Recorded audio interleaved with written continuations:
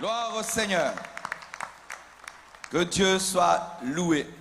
Je bénis votre soif et je bénis surtout la présence du Saint-Esprit ce soir au milieu de nous. Et je rends grâce à Dieu pour le travail qui a été fait ce matin avec les jeunes. Amen. Le thème de mon message ce soir, c'est 6 forteresses haïtiennes à renverser. Dis à ton voisin de gauche. 6 forteresses haïtiennes à renverser. Ton voisin de droite. Ton voisin de devant. Ton voisin de derrière. Ton voisin qui te sourit. Amen. Je suis venu avec un cadeau pour vous. Allez sur www.marcelotunasibooks.com. Vous aurez 2 livres gratuits. Stratégie face à la tentation. Découvre et expérimente sa présence. www.marcelotunasibooks avec s.com. Et vous aurez 2 livres gratuits pour vous. Amen. Nous nous tenons debout pour lire la parole du Seigneur. 2 Corinthiens 10, versets 3 à 5. Vous y êtes? 2 Corinthiens 10, 3 à 5. Si nous marchons dans la chair, nous ne combattons pas selon la chair, car les armes avec lesquelles nous combattons ne sont pas charnelles, mais elles sont puissantes par la vertu de Dieu, pour renverser les forteresses. Nous renversons les raisonnements et toute hauteur qui s'élève contre la connaissance de Dieu, et nous amenons toute pensée captive à l'obéissance de Christ. Asseyez-vous, s'il vous plaît. Nous voyons que Paul est en train de parler du combat spirituel. Il dit que notre combat n'est pas contre les hommes, n'est pas contre la chair. Et nous, les chrétiens, nous ne combattons pas les hommes, nous combattons les esprits. Même si tu me fais le mal, tu n'es pas mon ennemi, je combattrai l'esprit qui est derrière toi, mais toi, je ne te combattrai pas. Et les armes que nous utilisons contre ces puissants de ténèbres ne sont pas des armes physiques, des kalachnikovs, ce ne sont pas des fusils, mais c'est la prière, des armes spirituelles, le bouclier de la foi, le casque du salut, l'épée de l'esprit, par la vertu de Dieu, pour renverser des forteresses qui sont des raisonnements, dites raisonnements. Bien-aimés frères et sœurs, dans une nation, vous pouvez avoir des raisonnements qui sont des forteresses du diable qui vous empêchent d'être développés et de vivre la main de Dieu et la puissance de Dieu. Et aujourd'hui, Dieu m'a révélé 6 choses, 6 forteresses qu'il veut faire tomber aujourd'hui. Et je vous assure, si vous comprenez la parole de ce soir, votre pays sera béni. Mon message aujourd'hui, c'est la continuité du dernier message que j'ai donné à Port-au-Prince. Le dernier jour de la soirée de gloire à Port-au-Prince, j'ai parlé de en Jésus-Christ, les liens ancestraux tombent. Et aujourd'hui, c'est la continuité du dernier message que j'ai donné à Port-au-Prince. Et nous sommes bien placés.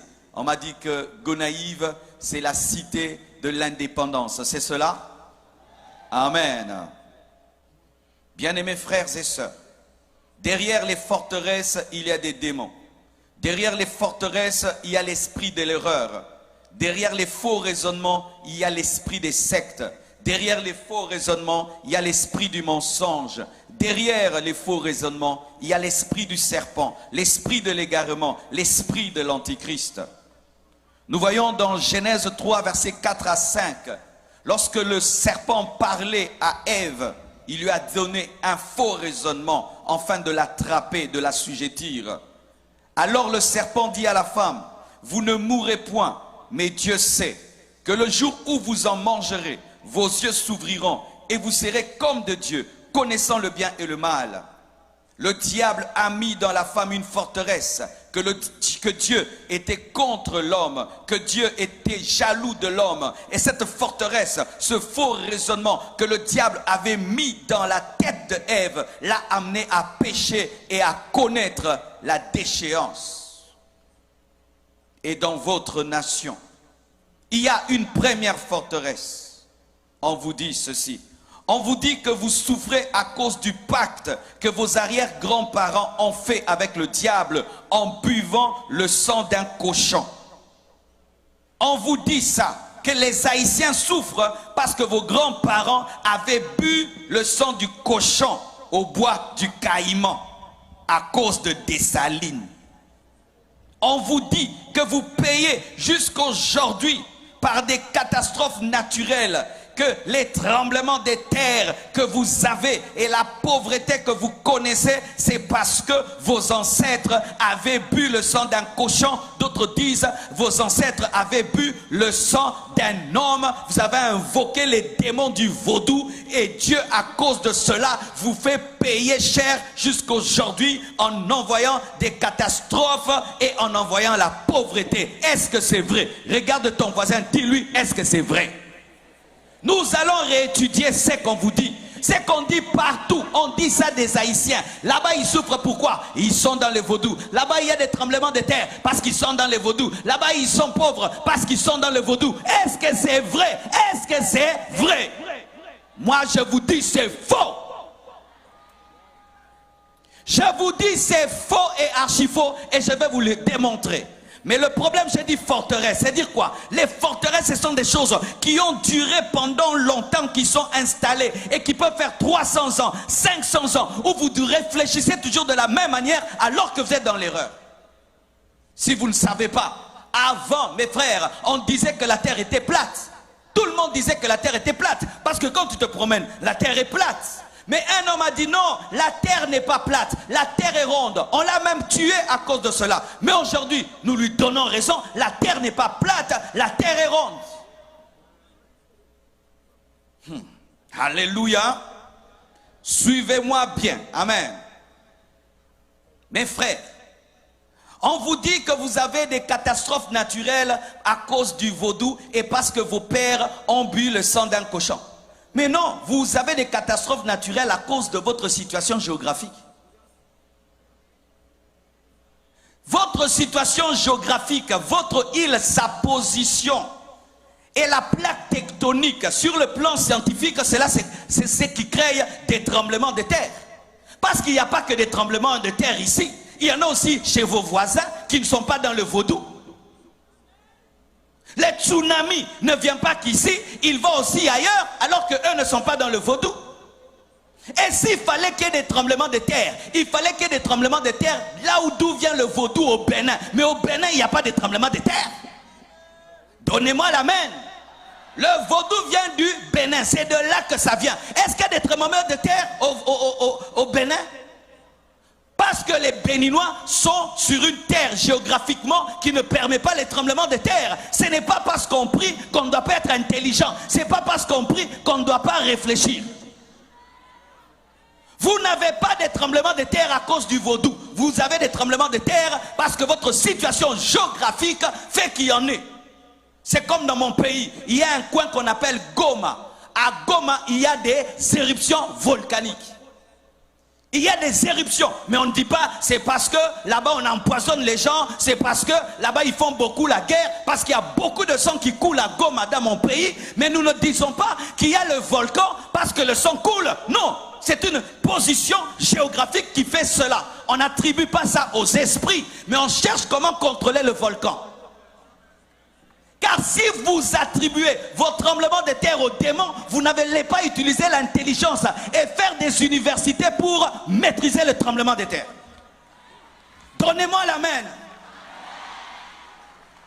Lorsque tous vos problèmes sont sorcellériques, vous n'allez pas réfléchir. Les Japonais aussi ont des tremblements de terre. Et qu'est-ce qu'ils ont fait? Ils ont étudié comment fabriquer des gratte-ciel qui résistent aux tremblements de terre. Là-bas, ils prient le vaudou, ils ont aussi des tremblements de terre. Arrêtez de dire ça, parce que vous êtes en train de donner la puissance à Satan et vos enfants ne seront pas intelligents.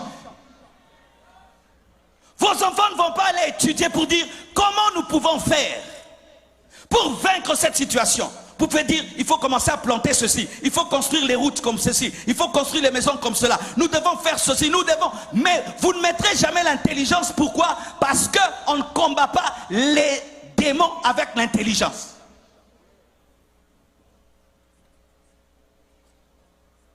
Il fut un temps, devant ma maison, il y avait un gros trou devant la route. Un gros trou. Une prophétesse vient me dire, pasteur, j'étais en train de prier et j'ai vu un esprit d'hippopotame. C'est ce qui fait qu'il y ait les trous devant ta maison. L'esprit d'hippopotame. Dites esprit d'hippopotame. Pour elle, le trou devant la maison, c'était l'esprit d'hippopotame. Le trou sur la route, c'était l'esprit d'hippopotame. Quelque temps après, le gouvernement engage des Japonais ou des Chinois pour arranger la route et les Chinois passent par là, ils remblent le trou. L'esprit d'hippopotame était parti parce que ce n'était pas l'esprit d'hippopotame, c'était l'esprit de désordre. C'était l'esprit de désordre. Il fut un temps, un homme qui a la peste, on disait qu'il était maudit. Mais aujourd'hui, avec la technologie, on est en train de guérir la peste. Si tremblement de terre est égal à vaudou, alors partout il y a des tremblements de terre, partout il y a des séismes. Est-ce qu'ils sont dans le vaudou? Et s'il fallait qu'il y ait des tremblements de terre, il fallait que ça commence là où le vaudou a commencé, au Bénin. Mais là-bas, il n'y a pas de tremblement de terre. Vous êtes pauvres parce que le vaudou, vos parents ont bu le sang. Bien aimé. Combien de gens sont en train de boire le sang maintenant? Combien de gens boivent le sang même humain? Pas le sang d'un cochon. Aux États-Unis, dans des pays développés, mais ils sont riches. Quand vous attribuez votre pauvreté aux esprits, vous n'allez pas économiser. Vous n'allez pas avoir une économie forte. Vous n'allez pas vous battre pour avoir une bonne politique. Vous allez dire toujours le diable, le diable, le diable.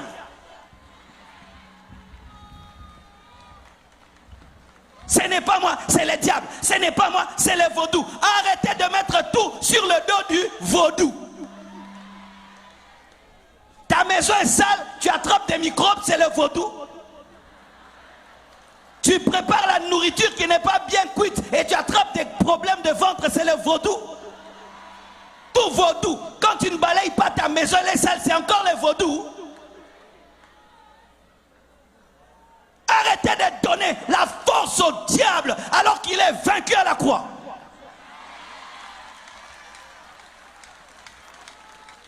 Donne-moi la main que je parle. Alléluia.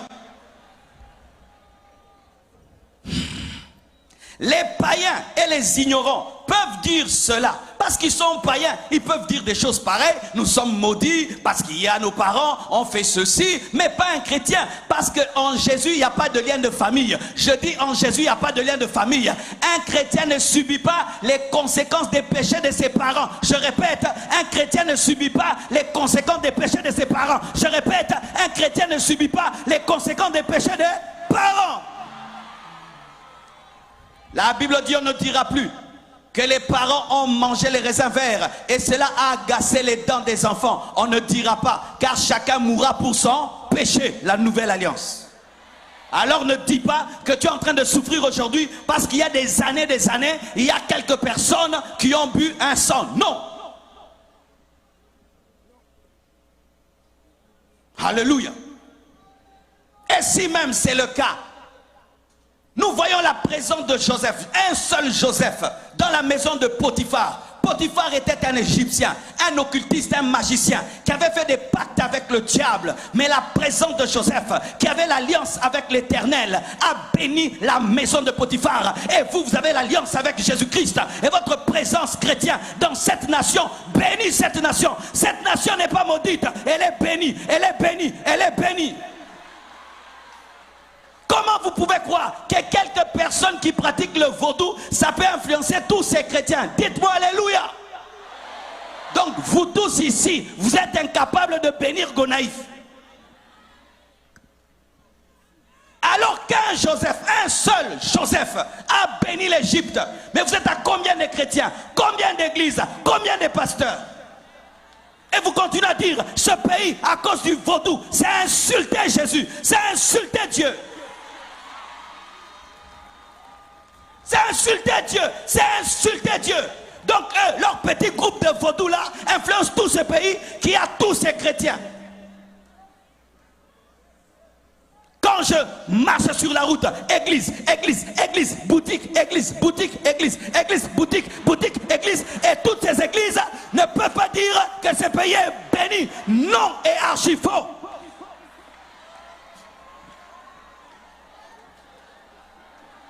Si c'est le cas, qu'on ferme alors les églises.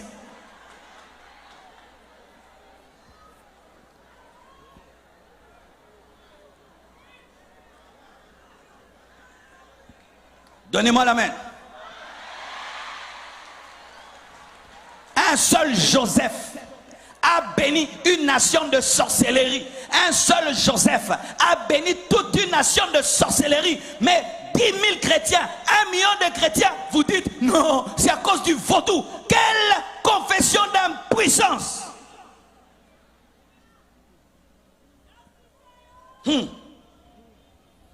Et écoutez ceci. Les Américains, les Chinois, les Français, n'ont-ils pas fait pire que vous? Les Américains déclenchent des guerres dans des nations.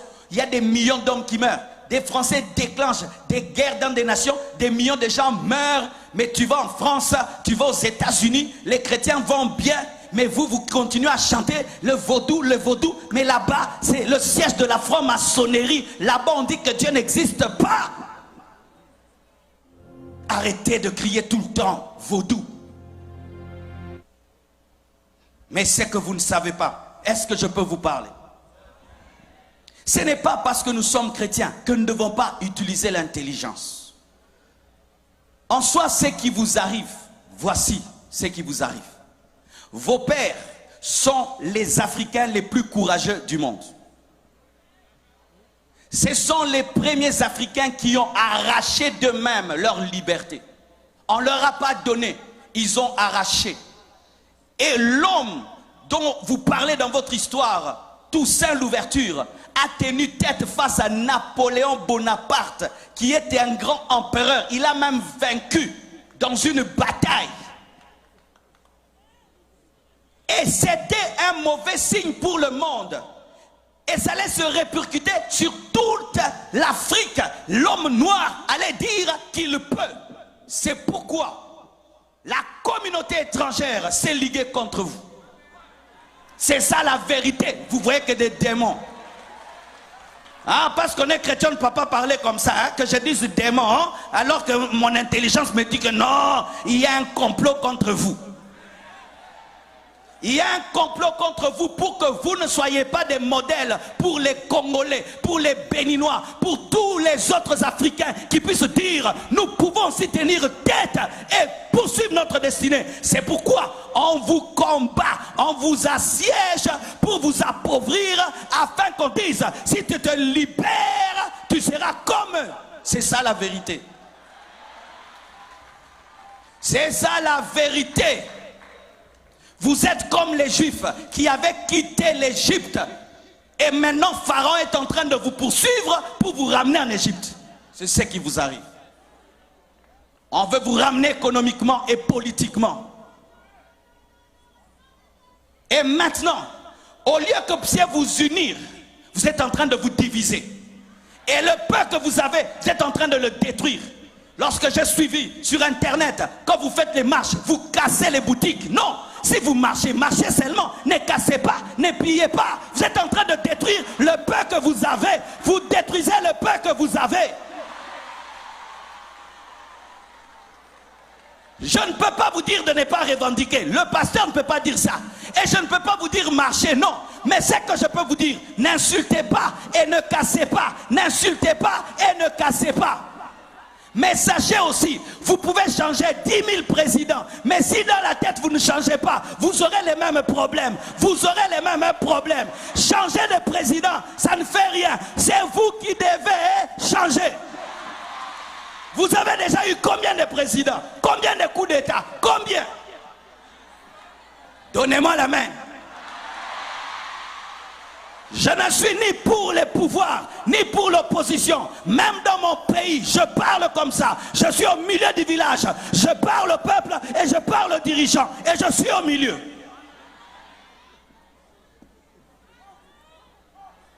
Tu marches, tu viens dans ma boutique, tu me prends tout. Est-ce que ça c'est marcher encore? Tu marches et puis tu brûles ma voiture. Ça c'est encore marcher. Qu'est-ce que moi je t'ai fait? Qu'est-ce que ma voiture t'a fait? Qu'est-ce que ma boutique t'a fait? Ne commettez pas l'erreur que nous on a commis au Congo. Vous savez ce que nous on a fait au Congo? On a marché comme ça et puis on a pillé. On a pillé les plus grandes entreprises. On a pillé la zone industrielle. Et notre économie a reculé fois 100. Et la zone industrielle aujourd'hui est devenue une zone résidentielle. Qui ont détruit nous-mêmes? Et quelle force? On pouvait voir un Congolais qui transporte lui-même un congélateur.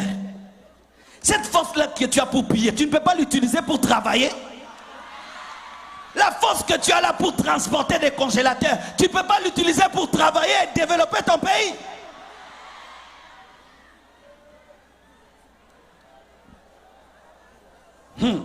Écoutez ceci.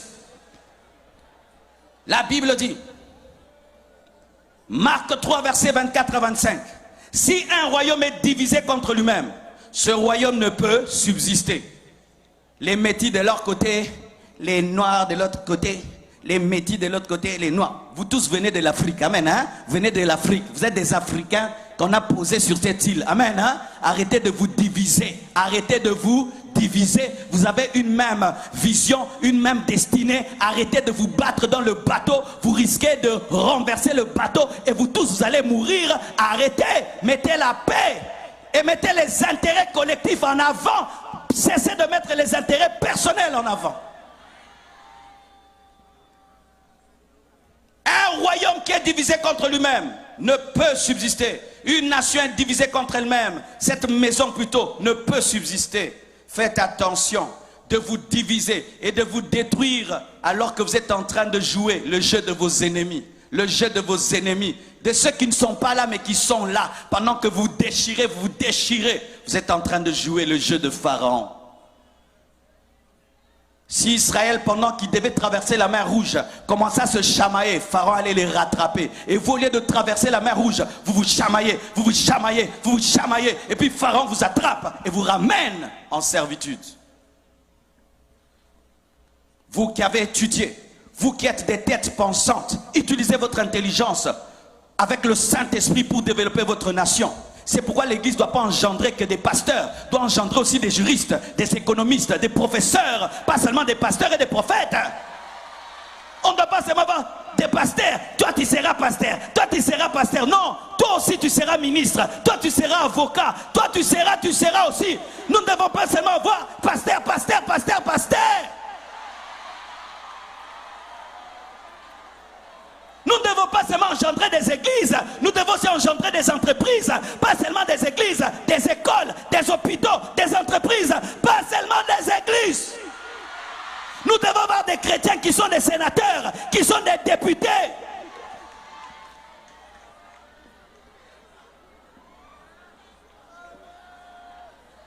Samuel a engendré des prophètes et il a engendré des rois.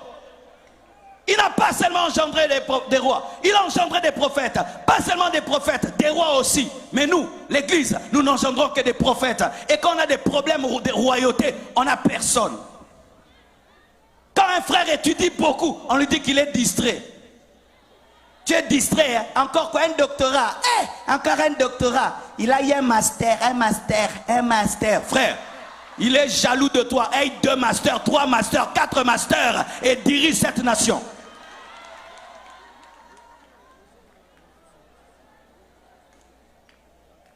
Dites 2. Deuxième forteresse. On vous dit que c'est un cochon qui vous a délivré des colonialistes. On vous dit que c'est un cochon qui vous a délivré des colonialistes. Donc il faudrait mettre même sur les drapeaux un cochon. Mais oui, quand vous dites que c'est un cochon qui vous a délivré, il faut mettre un cochon sur les drapeaux. Dites non, non, non, dites non. Dites c'est faux. Ajoutez c'est faux. Dites c'est faux. Dites un cochon ne nous a pas libérés. Mais c'est Dieu qui nous a libérés. Par notre courage, par notre détermination, par notre intelligence. Au nom de Jésus.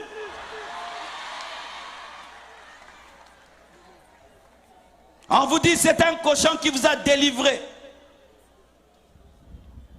Alors que c'est Dieu qui vous a délivré. C'est votre courage qui vous a délivré. C'est votre détermination, votre force, votre résistance, votre rage de vaincre qui vous a délivré, votre intelligence qui vous a délivré. Et pour ceux qui ne le savent pas, ce que vous avez connu dans votre pays n'a pas commencé dans votre pays. Le mouvement de libération avait déjà commencé dans le monde et le vent de la libération est venu jusqu'ici. Et c'est ainsi que M. Toussaint est entré dans ce vent-là et a revendiqué. Ce n'est pas le vaudou qui a engendré le vent de la libération. Ce vent de la libération existait déjà. En Europe, il y avait déjà des blancs qui étaient contre l'esclavage, qui s'opposaient à cela, qui voulaient l'égalité. Ce n'est pas le vaudou qui a fait ça. Ce vent de liberté n'a pas été déclenché par le vaudou, mais été déclenché par des hommes qui voyaient que c'était mal d'asservir les frères. Mais on attribue ça à qui? Au cochon. On attribue ça au vaudou, alors que c'est un mouvement qui a commencé avant. On présente que ce que vous avez fait au bois du Caïman, un pacte avec un cochon et tout le reste. Mais on ne montre pas le travail que Toussaint a fait pour amener ce réveil-là. Et qu'est-ce que ça fait? Vous donnez toute la gloire aux démons, alors que vous êtes courageux, vous êtes intelligent, vous êtes battu, vous avez compris que le système est en train de changer, il faut entrer, mais maintenant on prend toute cette gloire-là, on donne au vaudou.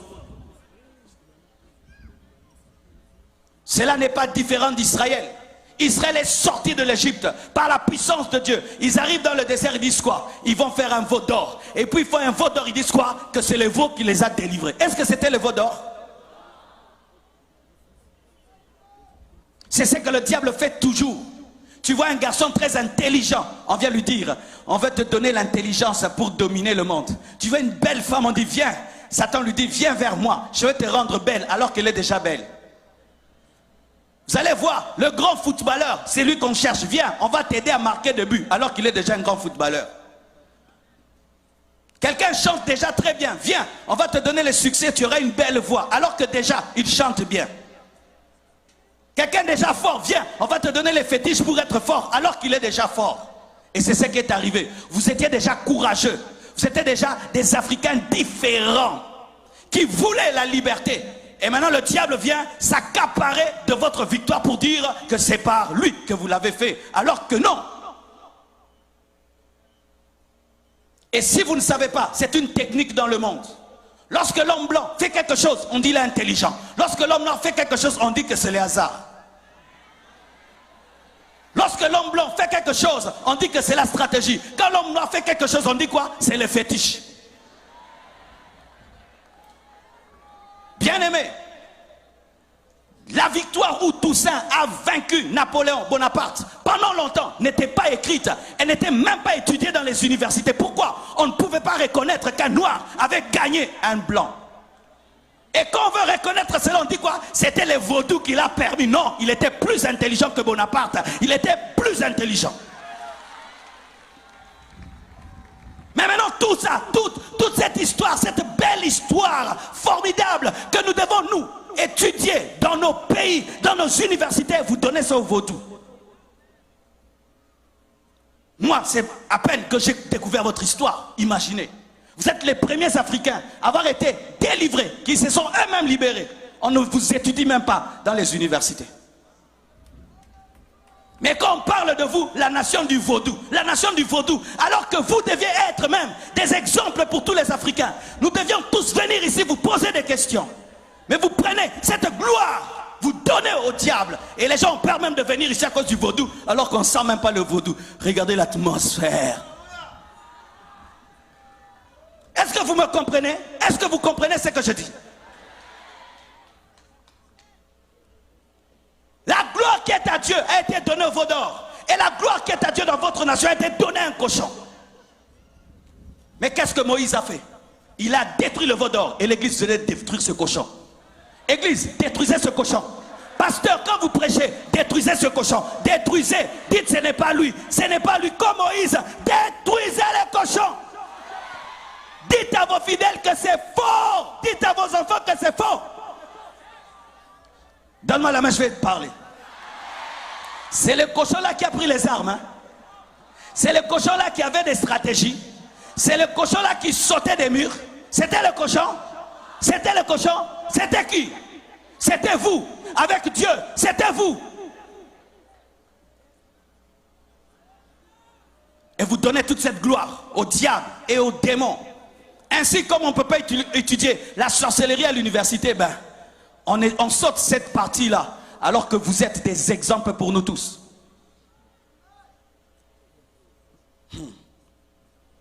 Donne-moi l'amen. Dites 3. On vous dit que vaut mieux servir le diable que Jésus. On vous dit, Satan, il est mieux que Jésus. Et vous mettez Jésus sur le même pied d'égalité que Satan. Alors qu'ils ne sont pas dans la même catégorie. Satan, c'est un poids mouche. Jésus, c'est un poids lourd. Un poids lourd ne peut pas combattre un poids mouche. Ce sera vraiment un assassinat. Alléluia. C'est pourquoi il t'envoie toi d'aller chasser le diable. Parce que lui et le diable, vraiment, il ne peut pas. Il t'envoie toi, va les chasser. Alléluia. Jésus est créateur. Satan est une créature. Comment tu peux comparer Jésus à Satan? Jésus crée, le diable copie. Comment tu peux comparer Jésus à Satan? C'est Jésus qui a créé Satan. Comment tu peux comparer une créature de son créateur? Et même on vous présente des bons Satans, des bons démons. Vous avez des bons démons. Des bons démons que vous invoquez, vous dansez pour eux. Vous avez même des chorales pour les bons démons. Des chorales pour les démons. Chorales. Vous avez même des uniformes pour les démons. Des uniformes bleus, blancs. Pour les démons, une chorale.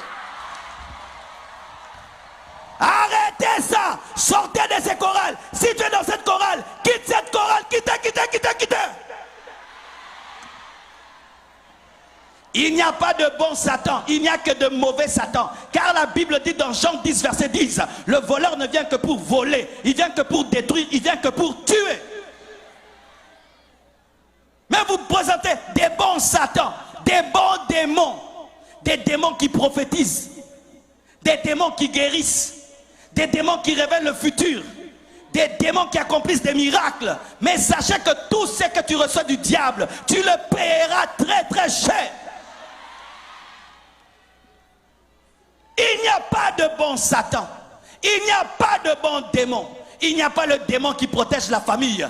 Si vous avez un démon dans votre famille qui vous protège, il vous détruit. Il n'y a pas un démon protecteur. Il n'y a que des démons destructeurs.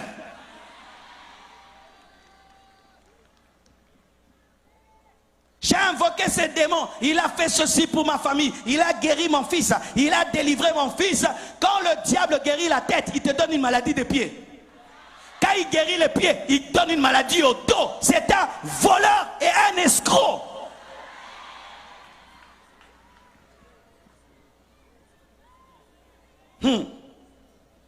Exode 7, verset 10 à 12 nous dit: Moïse et Aaron allèrent vers le Pharaon, et ils firent ce que l'Éternel avait ordonné. Aaron jeta sa verge devant Pharaon et devant ses serviteurs, et elle devint un serpent. Mais Pharaon appela ses sages et des enchanteurs et des magiciens d'Égypte, eux aussi, dites eux aussi. Ils ont fait l'imitation, en firent autant que leurs enchantements, autant par leurs enchantements. Ils jetèrent tous leurs verges et elles devinrent des serpents. Mais la verge d'Aaron engloutit les verges mais n'a pas grossi. Lorsque la verge d'Aaron a englouti les bâtons des magiciens, elle est restée intacte. Pourquoi? Parce que Dieu ne transpire pas lorsqu'il est en train de démontrer sa puissance face à Satan. Le vaudou, c'est la verge des magiciens. Nous avons Jésus, la verge d'Aaron. Chaque fois que le vaudou se tiendra devant Jésus, Jésus va avaler le vaudou, mais il va rester le même hier, aujourd'hui et demain. C'est ça la parole. Le diable n'est pas plus puissant que Jésus, car le bâton d'Aaron a avalé le bâton des magiciens. C'est pourquoi l'église, vous devez travailler dans la puissance. Au Nigeria, les gens sont dans le fétiche. C'est pourquoi les pasteurs travaillent dans la puissance, afin de démontrer que le royaume de Dieu ne consiste pas en parole, mais dans la démonstration de puissance et d'esprit. Chrétien, vous devez opérer dans l'onction. Tu ne peux pas être un chrétien sans puissance et sans onction. Quelqu'un ne peut pas aller auprès du diable. Il voit la guérison. Il vient auprès de Dieu, il ne voit pas la guérison. Nous devons démontrer le Dieu surnaturel. Le Dieu qui parle, le Dieu qui agit, le Dieu qui transforme. Mais malheureusement aujourd'hui, les chrétiens ne veulent pas de la puissance. Si je prêche comme ça, c'est bon. Quand je commence à prier, les gens tombent, c'est la magie. Oh, on ne savait pas que lui aussi il est dans ces choses. Moi aussi je suis dedans, moi aussi je suis dedans. Jésus ne prêchait pas seulement, il chassait les démons, il guérissait les malades. Je refuse d'être un prédicateur qui parle seulement. Après je dois guérir les malades, je dois chasser les démons comme Jésus. Donne-moi la main, je sens que je dois parler. Aujourd'hui, il est interdit aux pasteurs sérieux de travailler dans la puissance. Une fois je commence à prier, les gens sont guéris, délivrés. On me dit, pasteur, toi aussi tu entres dans ces aventures-là. Les aventures? Les aventures? Toi tu es un enfant malade à la maison. Tu sais ce que ça fait d'avoir un enfant malade à la maison? Tu sais quoi? D'avoir un enfant qui est sourd? Tu sais que c'est que ça fait d'avoir un enfant aveugle? Tu sais ça fait quoi? D'être paralysé pendant 10 ans. Toutes les personnes qui disent ça sont sans amour. Être un vrai pasteur, ce n'est pas seulement parler. Un bon pasteur, après avoir parlé, doit s'occuper des problèmes des gens. Parce que Jésus ne parlait pas seulement, il s'occupait aussi des problèmes des hommes. Arrêtez de combattre les vrais hommes de Dieu qui travaillent dans la puissance, c'est important. Pourquoi? Parce que les païens, ils vont auprès du diable, ils vivent des choses. Vous venez auprès de Dieu, il n'y a rien. C'est ce que vous voulez? Ça doit être la magie.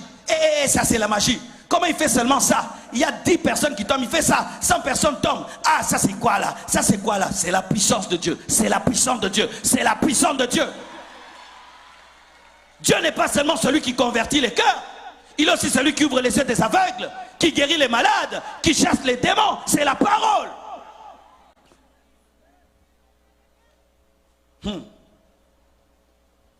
Quatrièmement, on vous dit que l'idolâtrie est une forme de spiritualité positive. Alors il y en a qui adorent le feu.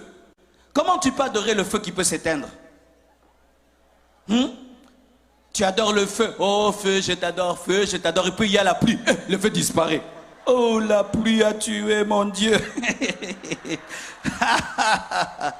Comment tu peux adorer l'eau? Vous vous lavez dans l'eau. Vous lavez dans l'eau et vous adorez l'eau. Vous adorez l'eau. Alors que l'eau peut connaître l'évaporation et peut sécher. Oh mon Dieu, c'est évaporé. Comment tu peux adorer une statue que toi-même tu as fabriquée? C'est toi-même qui l'as fabriquée. La tête. Les pieds. Les ventres. Les yeux. La bouche. Toi-même, tu le crées. Tu lui dis, tu auras 1 mètre, tu auras 2 mètres, tu seras mince, tu seras gros, tu seras beau, tu seras vilain. C'est toi qui détermines. Et pour qu'il soit stable, tu dois mettre des clous. Il fait comme ça. Dieu bouge, Dieu bouge. Mets les clous là-bas. Non, il est penché. Dieu est penché, Dieu est penché. Mets tout droit. Dieu est debout, Dieu est debout, Dieu est debout. 10 sottises, 10 bêtises. 10 bêtises. Ajoute 10 bêtises. Comment moi je te crée, je t'adore? C'est toi qui dois m'adorer parce que je t'ai créé. Comment je te crée en bois, en ciment, et puis encore je me prosterne devant toi? Ça n'a pas de sens. Ça n'a pas de sens. Tu prends le bois de ta maison, toi-même tu le coupes, toi-même tu le tailles, et puis tu l'adores encore. Est-ce que ça a du sens? Ça a du sens. Et c'est toi qui dois veiller sur Dieu, que personne ne touche Dieu. Et tu essuies Dieu, et Dieu est sale, Dieu est sale. Et Dieu est penché, et arrangeons Dieu. Et Dieu. Mon Dieu, on ne le suit pas. Mon Dieu, on ne le protège pas. Mon Dieu ne disparaît pas. Mon Dieu ne meurt pas. Mon Dieu est éternel. Viens vers Jésus. Jette tes idoles. Jette tes statues. Jette. Jette tes fétiches. Jette ça. Jette, jette, jette. L'idolâtrie est une vanité. Et sachez que derrière chaque idole, il y a un démon. Derrière chaque idole, il y a un démon qui vient de se cacher pour que tu croies que l'idole fait quelque chose, alors que l'idole ne fait rien. C'est un esprit qui est derrière l'idole, qui agit. C'est pourquoi ne faites même pas d'idole représentant Jésus. Parce que vous ne connaissez pas son visage. Ne faites pas d'idole représentant Paul. Oh Saint Paul. Soit tu l'avais vu. Des idoles représentant Marie, avec une belle taille. Et si elle était grosse? Toutes les Maries sont jolies. Et si elle était grasse? C'est écrit dans la Bible que Marie était comme une miss. Toutes les Maries sont miss. Et si Marie était grosse? 1m40. Dis à ton voisin, toi tu as déjà vu Marie? Et vous mettez des photos de Jésus dans vos maisons. Vous avez déjà vu Jésus avec des photos de Jésus dans vos maisons? Celui-ci, Jésus, les yeux bleus. L'autre, Jésus, les yeux verts. Maintenant, Jésus avec quels yeux? Il faut l'adorer en esprit, en vérité. En esprit, en vérité. En esprit, en vérité. En esprit, en vérité. Le chrétien n'adore pas devant des statues, ni devant des photos. Il prie en esprit et en vérité. Et enlevez même les photos des saints de vos maisons. Ne priez pas devant les photos.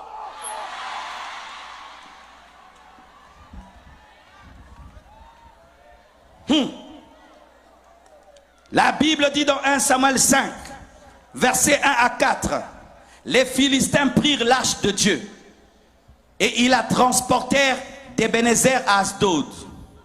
Après s'être emparés de l'arche de Dieu, les Philistins la firent entrer dans la maison de Dagon. Dagon, c'était une idole. Et la placèrent à côté de Dagon. Ils mettent ici l'arche de Dieu et puis à côté de Dagon. Dites, ils mettent ici l'arche de Dieu à côté de Dagon. Donc, ils veulent dire qu'ils se ressemblent. Le lendemain, les Asdodiens qui s'étaient levés de bon matin trouvèrent Dagon étendu, la face contre terre, en train d'adorer l'Éternel. Oh, je t'adore, je t'adore, je t'adore, pardonne-moi, je t'adore. Alléluia. Ah, j'aime cette histoire. Face contre terre, devant l'arche de l'Éternel. Écoutez, les Asdoniens prirent Dagon. Ce n'est pas Dagon qui s'est relevé. On a aidé Dieu. Dieu Dagon, papa relève-toi. Et puis ils prirent Dagon et le remirent à sa place. Allez, Dagon, sois fort, sois debout, sois debout. On le remit. Arrête d'adorer l'arche. Dites le lendemain.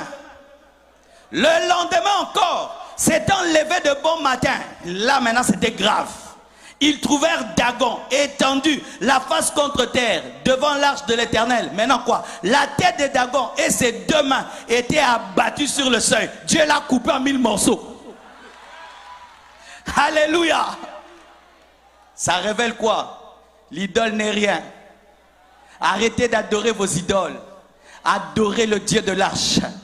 Elohim, Elolam, le Dieu vivant, le Dieu parfait, le Dieu redoutable, le créateur du ciel et de la terre, le créateur des arbres, le créateur de la terre, le créateur du feu, le créateur de l'eau, le créateur des rivières. Adorez Jésus.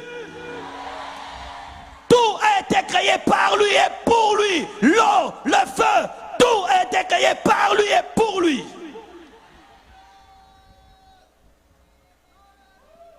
Alléluia. Arrêtez de vous laver dans des rivières à la prier. Vous vous lavez dans des rivières sales. Tu t'es sali, mon frère. Ce Dieu-là, il n'est pas propre. Ça, c'est quel Dieu qui te fait laver dans une rivière sale? Et vous êtes à 50 dans la même rivière, sans pudeur. Une maman doit se laver elle-même dans sa salle de bain avec propreté. Mais un Dieu qui te pousse à te laver à 100 personnes dans une rivière en train de vous laver, vous pensez que ce Dieu-là est Dieu? Dieu, c'est la perfection, c'est la propreté, la respectabilité, l'honneur. Une maman de 50 ans qui se lave à côté d'un enfant de 12 ans. Si seulement tu réfléchis, tu te rendras compte que ça, ce n'est pas de Dieu.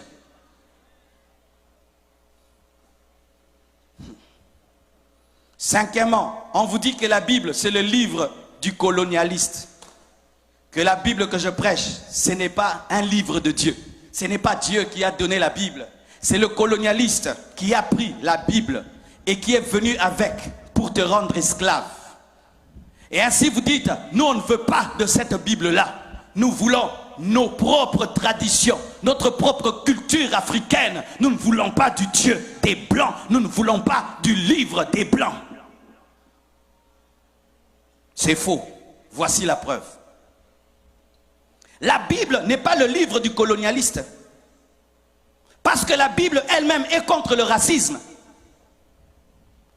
Et la Bible originelle, la première Bible, pas la Bible en français, en lingala, en anglais, parce que ce n'est pas ça la première Bible. La première Bible n'a pas été écrite en français. La première Bible a été écrite en hébreu, en araméen, l'Ancien Testament, et le Nouveau Testament en grec. La Bible n'est pas la Bible des Français.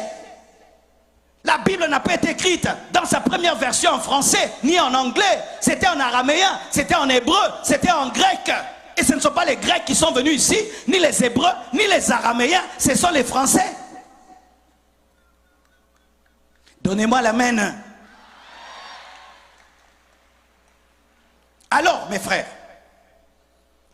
la Bible n'est pas le livre du colonialiste. Pourquoi? Parce que la Bible reconnaît l'Égypte, reconnaît l'Afrique, comme étant la puissance mondiale au temps de Moïse.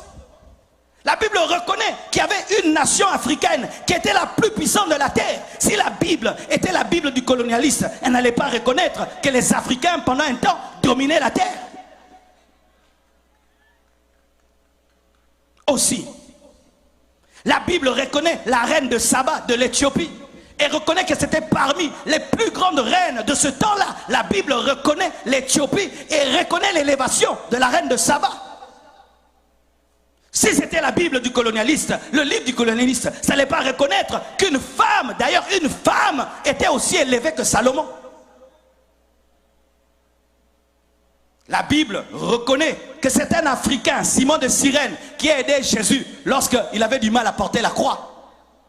Quand Jésus portait la croix, qui est venu pour l'aider? C'est Simon de Cyrène. Cyrène, c'est la Libye. Donc ce sont les Africains qui sont venus aider Jésus quand il devait monter à la croix. Donnez-moi la main.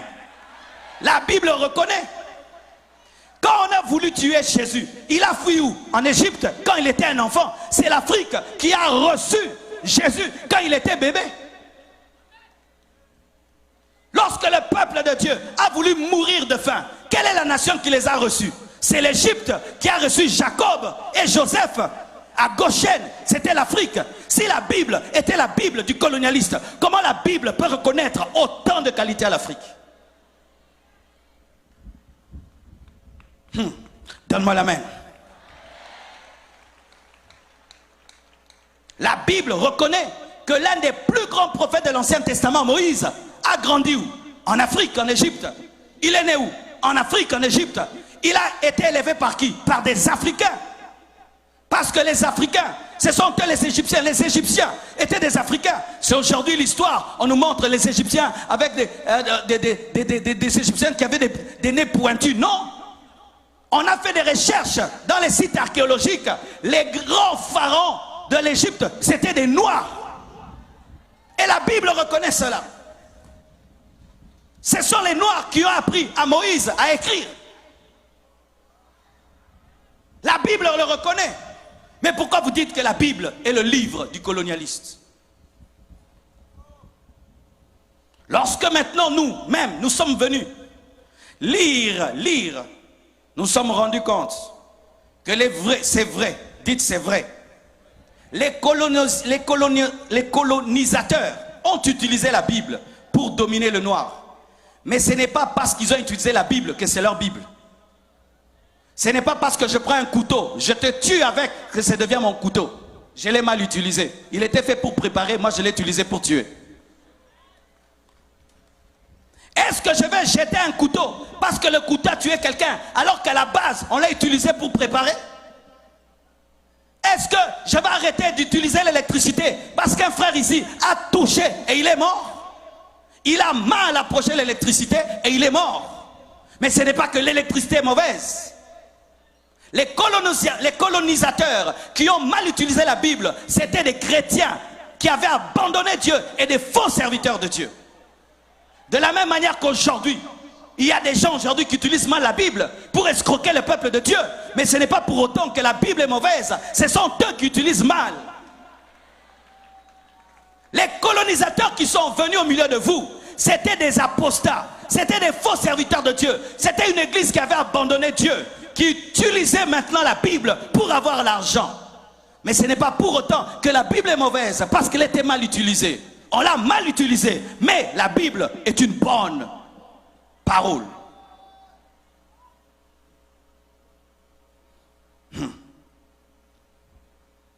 Mes frères et sœurs, une vraie église n'encourage jamais la méchanceté. Pourquoi on dit toujours que la Bible, c'est le livre des colonisateurs? Mais on ne parle pas de Martin Luther King. Martin Luther King aussi a utilisé la Bible. C'était un pasteur, mais il a utilisé la Bible contre le racisme. Et aujourd'hui, on a eu un Barack Obama qui est devenu président des États-Unis. C'est la Bible qui a fait qu'il y ait la fin de la ségrégation raciale aux États-Unis. C'était la Bible. Comment la Bible peut être une Bible des colonisateurs alors que Jésus lui-même est né lorsque Israël était colonisé par les Romains? Jésus est né dans la colonisation. Il a trouvé la colonisation. Les Romains dominaient les Juifs. Comment il peut encourager cela? Quand tu as des forteresses dans ta tête, quand on prêche comme ça, ah, il est venu nous prêcher encore le Dieu des Blancs, les dieux des Blancs, les dieux de Blancs. La Bible là, elle a été utilisée pour nous dominer. Frère, il y a des gens qui mélangent mal la nourriture et puis qui s'empoisonnent. Est-ce que tu arrêtes de manger pour autant? Qui arrête de manger parce que quelqu'un a mélangé une nourriture avec une autre qui l'a empoisonné? Tu dis non, il n'a pas bien mangé, mais la nourriture est bonne, mais lui n'a pas bien mangé. Ce n'est pas parce que quelqu'un a mal utilisé la Bible que la Bible est mauvaise.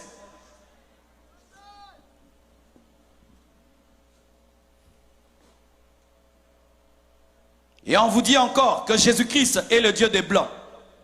Jésus est le Dieu des Blancs. Comme il y a le Dieu des Blancs, nous devons avoir le Dieu des Noirs. Donc que toute race ait son Dieu, c'est ça. Jésus n'était pas européen, mes frères. Jésus n'était pas français. Jésus n'était pas américain. Quand vous rejetez Jésus à cause des Français, quand vous rejetez Jésus à cause des Américains, mais Jésus n'était pas français, Jésus n'était pas américain.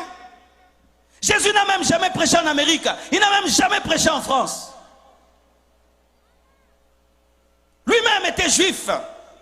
Lui-même est né dans une nation occupée, colonisée par les Romains.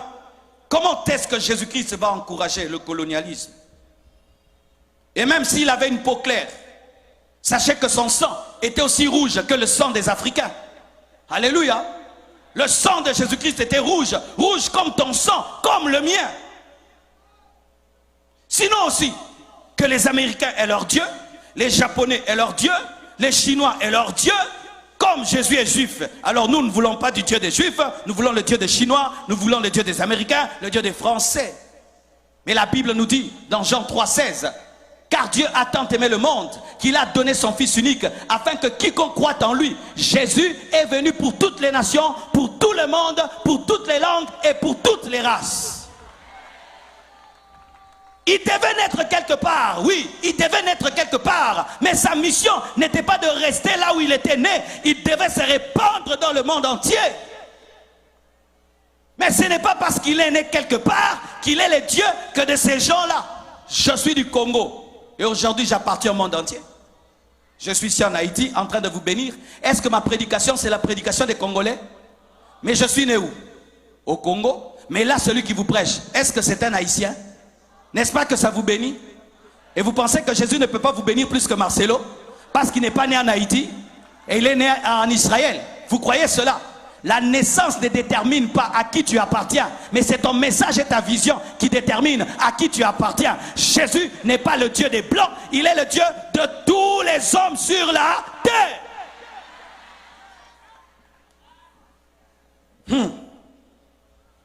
Je vais vous donner deux passages clairs dans la Bible qui révèlent que Jésus-Christ n'est pas le Dieu des Blancs et pas le Dieu des Noirs.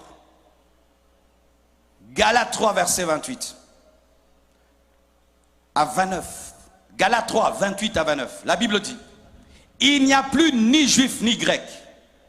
Il n'y a plus ni esclave ni libre. Il n'y a plus ni esclave ni... C'est ce que la Bible dit. Il n'y a plus d'esclaves ni libres.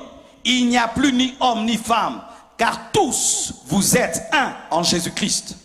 Et si vous êtes à Christ, vous êtes donc la postérité d'Abraham, héritier de la promesse. Les Haïtiens sont la postérité d'Abraham. En Jésus, vous êtes la postérité d'Abraham. En Jésus, vous êtes la postérité d'Abraham. Colossiens 3, verset 11, dit encore, parce qu'on ne peut pas fonder la doctrine sur un verset, un autre verset qui le prouve. Colossiens 3, verset 11. Il n'y a ici ni grec ni juif, ni circoncis, ni incirconcis, ni barbare, ni chiite, ni esclave, ni libre, mais Christ est tout en tous. Christ est tout en tous. Dans le tous, il y a qui? Le noir, le blanc, le rouge, le bleu, le vert, l'orange. Mes frères et sœurs, la Bible dit, vous connaîtrez la vérité et la vérité vous affranchira. Voici ce que Dieu m'a dit pour vous. Et je vous demande, mes frères, ça fait mal. Pendant longtemps, si tu as pensé d'une manière, et on vient te dire que ce n'est pas ça, c'est difficile d'abandonner, parce que nous sommes habitués de penser d'une certaine manière. Quand il y a un problème, ça doit être ceci. Quand il y a un problème, ça doit être cela. Et quelqu'un vient te dire, non, ce n'est pas ça. Ce sont des phénomènes naturels, mais vous pouvez les vaincre aussi scientifiquement par l'intelligence. Ce n'est pas le cochon, mais c'est ceci. Tu dis, oh non, mes frères, allez méditer sur ce que j'ai prêché aujourd'hui. Allez réfléchir dessus et que le Saint-Esprit vous parle. Car je vous dis, mes frères, les forteresses suffisent pour qu'une nation soit paralysée. Je donne un exemple. Dans mon pays, il y a une route qu'on appelle la route du Bandundu. On disait que sur cette route, il y avait des esprits parce qu'il y avait beaucoup d'accidents. Les camions se jetaient tout le temps dans l'eau, qu'on appelait, je crois, Maindo, mais quelque chose comme ça. Et on disait qu'il y avait des esprits dans l'eau qui aspiraient les camions. Dites aspirer les camions. Alors tout le monde qui allait au Bandundu avait peur. Les gens priaient. Quand ils arrivaient sur cette route-là, ils priaient, oh Dieu, oh Dieu. Il y a des esprits de mort ici. Mais vous savez, quand on a agrandi la route, on a agrandi les ponts, il n'y a plus d'accidents. C'était les démons. C'était quoi? Une mauvaise route. Mais on dit qu'il y avait des esprits qui aspiraient les gens dans l'eau. C'est ça notre problème souvent, en tant qu'Africains. Au lieu de trouver, de chercher des solutions aux problèmes, nous les attribuons au temps et aux circonstances. Ainsi, nous ne faisons rien. Et nous disons, ce n'est pas nous, ce sont les temps et les circonstances. Alors que tu peux utiliser aussi l'intelligence par le Saint-Esprit pour régler le problème. Lorsque Jacob devait avoir son héritage auprès de Laban, Laban l'a escroqué. Il n'a pas dit je suis maudit. Il a trouvé l'intelligence auprès de Dieu de sorte qu'il pouvait mettre des arbres dans l'eau pour qu'il puisse avoir son héritage. Il a utilisé l'intelligence.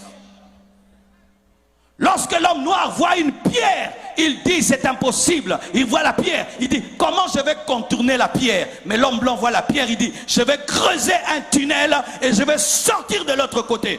Mais nous, quand on voit, on dit l'esprit de blocage, l'esprit de résistance. Mais lui, il voit un tunnel. Toi, tu vois l'esprit de résistance, l'esprit de blocage. Réveillez-vous, mes frères et sœurs. J'aimerais vous dire la vérité. Lorsque je suis venu en Haïti et je suis venu au Gonaïve, je pensais que je vais trouver une terre détruite, anéantie. Vous avez un beau pays. Vous avez un beau pays. Et je ne veux pas rendre jaloux ceux de Port-au-Prince, mais moi j'aime Gonaïve plus que Port-au-Prince. Pardonnez-moi, ne soyez pas jaloux, hein? C'est ma liberté. Vous voyez ce vent-ci, waouh! Vous avez des belles routes, mais vous avez un paradis. Vous savez ça? Est-ce que vous savez ça?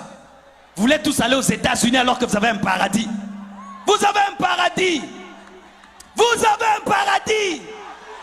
Vous voulez tous aller aux États-Unis. Si vous tous allez aux États-Unis, qui restera dans ce pays? Qui va bâtir ce pays? Qui restera ici? Et je ne suis pas en train de vous flatter, parce qu'on est habitué, les évangélistes flattent toujours. Je vous assure, Si vous mettez tout votre cœur ici, vous mettez votre intelligence, vous allez aux États-Unis, vous étudiez, vous prenez ce que vous avez vu là-bas, vous amenez ici, vous amenez ici, ce que vous voyez là-bas, vous amenez ici, ce que vous voyez là-bas, vous amenez ici. Faites comme les Chinois, faites comme les Chinois. Dans tous les avions que tu prends, tu vois les Chinois, ils partent mais ils reviennent, ils partent mais ils reviennent. Quand ils voient, vous faites du Nike, ils font du Nike. Vous faites de Adidas, ils font Adidas. Vous faites Texas, ils font Texas. Les Chinois aussi, ils exagèrent. Mais voyez comment ils se développent. Mais vous êtes parmi les Africains qui sont les plus nombreux aux États-Unis. Partout tu vas aux États-Unis, tu trouves des Haïtiens. Tu vas au Canada, tu trouves des Haïtiens. Des pays développés. Pourquoi vous allez là-bas? Et là, j'aimerais parler à la diaspora haïtienne dans le monde. Qu'est-ce que vous faites aux États-Unis? Si vous ne construisez pas des écoles ici, qu'est-ce que vous faites aux États-Unis? Si vous ne ramenez pas l'intelligence et la technologie ici, qu'est-ce que vous faites là-bas? Qu'est-ce que vous faites là-bas? Pour envoyer des photos, vous êtes habillé en Nike, habillé en Adidas, vous êtes en train de faire brancher comme paf dadu, paf dadu, paf dadu, paf paf. Revenez bâtir votre nation, investissez dans votre nation, construisez des écoles et des hôpitaux. Les Juifs étaient répandus dans le monde entier, mais ils sont rentrés dans leur pays, qui était un désert, et ils ont bâti la grande nation. Tout le monde va en tourisme en Israël. Vous êtes dans une nation proche des États-Unis. Vous devez copier et prendre. De sorte que quand on vient ici, on pense qu'on est aux États-Unis. Pas on pense qu'on est en Afrique. Dieu m'a dit aujourd'hui de parler en termes d'équilibre. Parce que mon message a 4 piliers. L'amour, la sainteté, la puissance et l'équilibre. Aujourd'hui, c'est un message d'équilibre que je vous ai apporté. Et je ne vais pas chasser les démons aujourd'hui. Je vais chasser des mains. Que Dieu vous bénisse abondamment. Tenons-nous debout, nous allons prier pour notre nation. Demain, ce sera un culte des familles. Je vais parler aux familles et nous allons prier pour la guérison des malades. Vous avez quelqu'un de malade à la maison? Amenez-le demain. Venez en famille avec papa, maman et les enfants. Nous allons donner un message sur les caractéristiques d'une famille influencée par les démons. Dis ça, les caractéristiques d'une famille influencée par les démons. Demain, nous allons en parler et demain, nous allons prier pour les malades. Élevons nos mains et prions pour Haïti. Prions. Prions.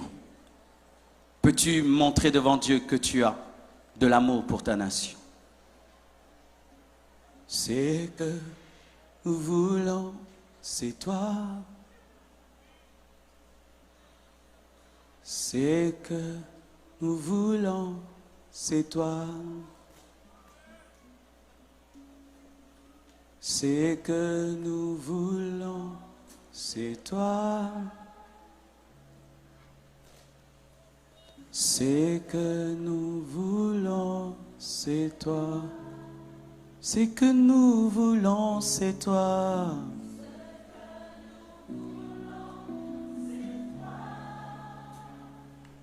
Alléluia.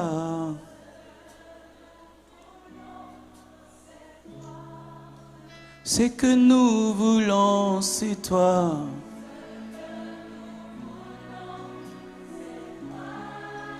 C'est que nous voulons, c'est toi.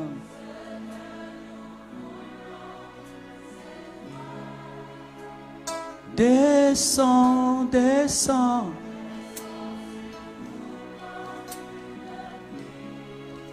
Une brise légère dans la douceur de ta présence. Ta nuée nous entoure. Ta nuée nous entoure.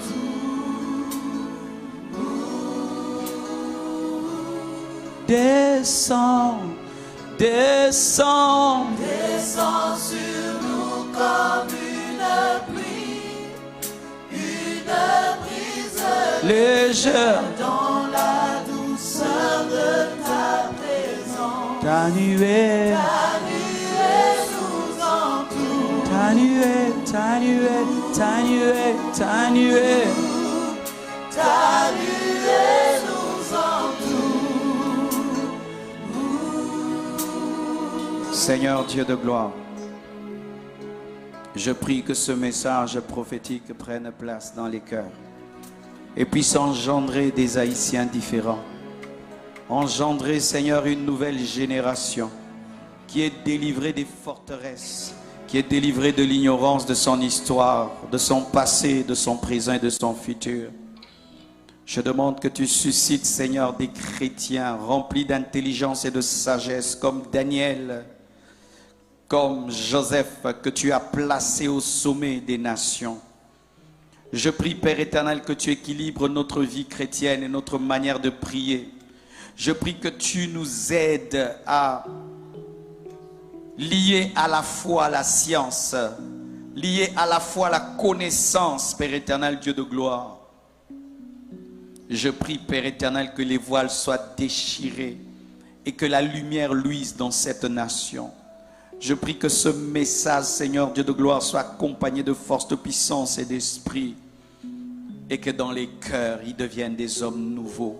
Que les voiles tombent, Seigneur, que les écailles tombent, et qu'ils sortent de tout complexe, Père éternel, d'infériorité, et qu'ils se voient comme tu les vois, des grands hommes, des grandes femmes, une grande nation. Soyez bénis, soyez bénis, soyez bénis, soyez bénis, soyez bénis. Votre nation est bénie, votre nation est bénie, votre nation est bénie, votre nation est bénie, votre nation est bénie, votre nation est bénie, votre nation est bénie, votre nation est bénie, votre nation est bénie, votre nation est bénie. Comme Joseph, je bénis la maison de Potiphar, votre nation est bénie, bénie au nom de Jésus-Christ. Amen. Que Dieu vous bénisse abondamment. À demain.